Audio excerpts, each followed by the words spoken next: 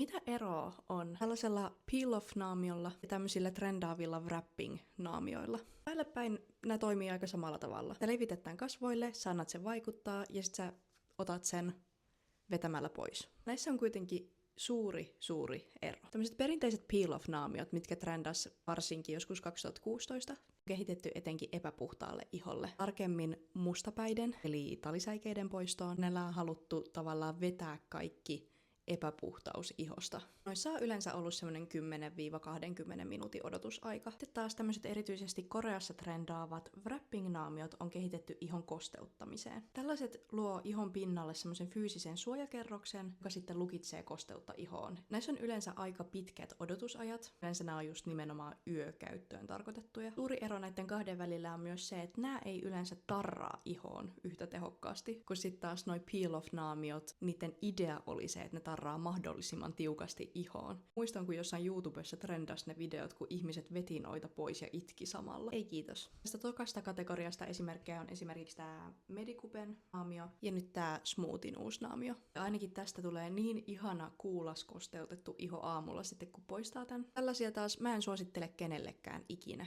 koska mulle semmonen nyrkkisääntö ihohoidossa on, että jos se A sattuu tai B repii tai vahingoittaa ihoa, niin se ei yleensä ole se oikea tapa hoitaa ihoa.